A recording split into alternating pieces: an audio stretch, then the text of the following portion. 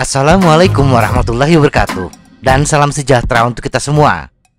Banyak alasan dan pertimbangan pesepeda mengganti sepedanya dengan yang lebih ringan. Dari yang asalnya berbahan aluminium diganti dengan yang berbahan karbon.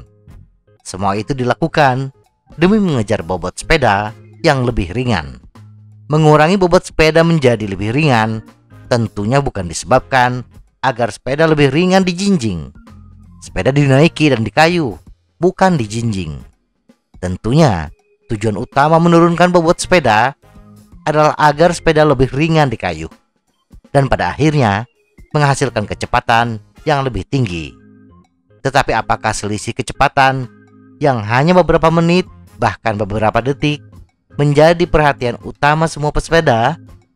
Secara umum, pesepeda bisa kita kelompokkan dalam dua kelompok utama, yaitu pesepeda kompetitif dan non-kompetitif.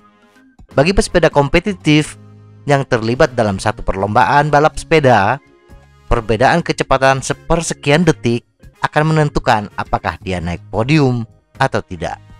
Tetapi bagi pesepeda non-kompetitif, tujuan utama bersepeda adalah mencari kebahagiaan dan kebugaran. Telat beberapa menit tidak menjadi masalah bagi mereka.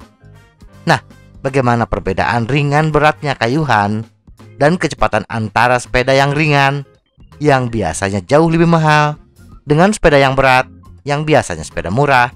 Mari kita bahas.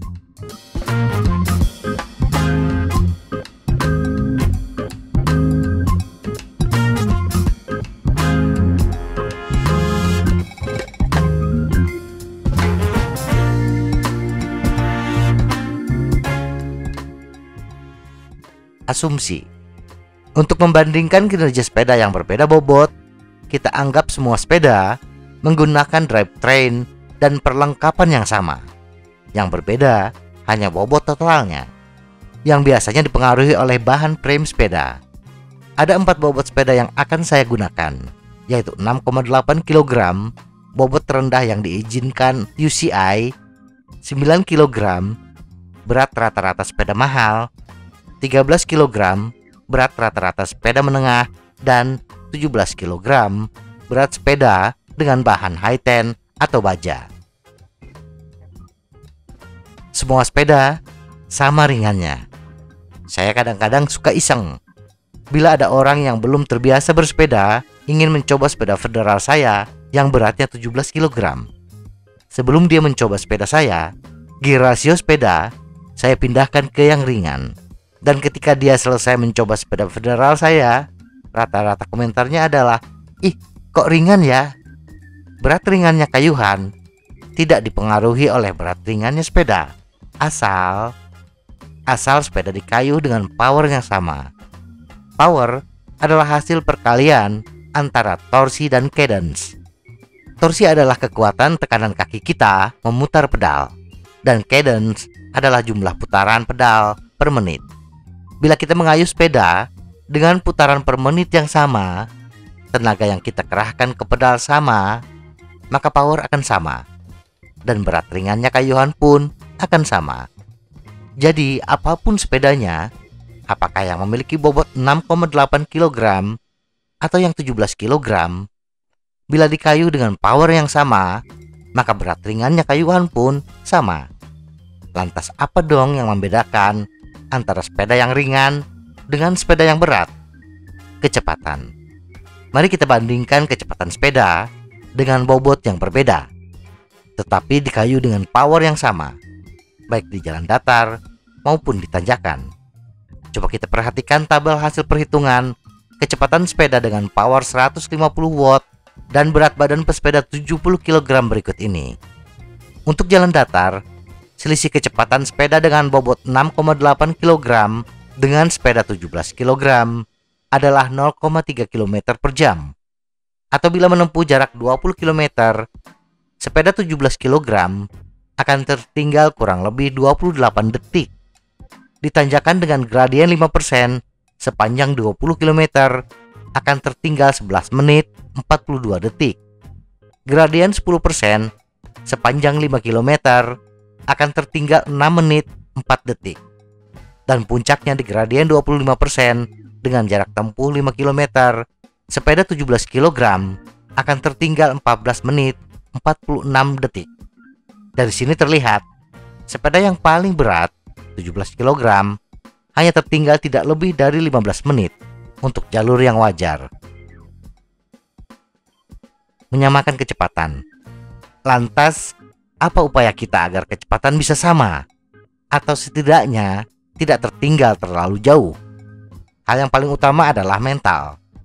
Jangan terintimidasi oleh sepeda ringan ketika kita mulai tertinggal seiring bertambahnya jarak. Mental yang jatuh akan menurunkan power kita, dan ujung-ujungnya akan memperlebar selisih kecepatan kita. Langkah kedua adalah menaikkan power kita. Mari kita lihat tabel berikut ini yang menyajikan data kebutuhan power untuk menyamai kecepatan sepeda paling ringan 6,8 kg.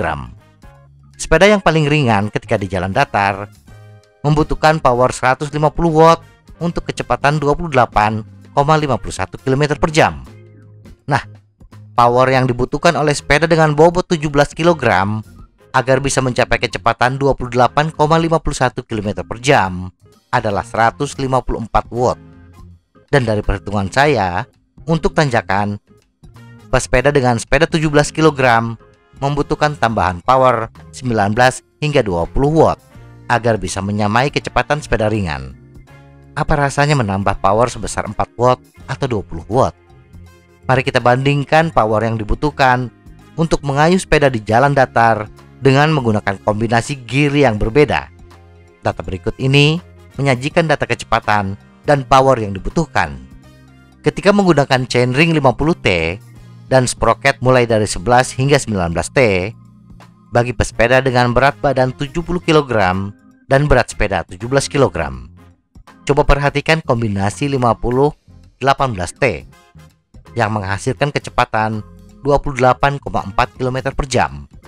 Untuk kecepatan ini, pesepeda harus mengayuh dengan power 152,65 watt. Kemudian ketika berpindah ke kombinasi 50-17T naik 1 gigi, power yang dibutuhkannya adalah 176,67 watt. Terdapat selisih 24 watt. Nah, bila kita bisa melatih diri untuk bersepeda dengan kombinasi 50-17T dan cadence 80 rpm dengan kecepatan rata-rata yang stabil, maka untuk menghadapi pesepeda yang menggunakan sepeda 6,8 kg sudah tidak ada masalah. Tapi tetap saja saya kalah cepat, Kang. Itu power kita yang kalah. Latih dahulu kekuatan kaki kita, baru beli sepeda super ringan kalau ada duitnya. Semoga informasi ini bermanfaat. Tetap sehat. Salam goes.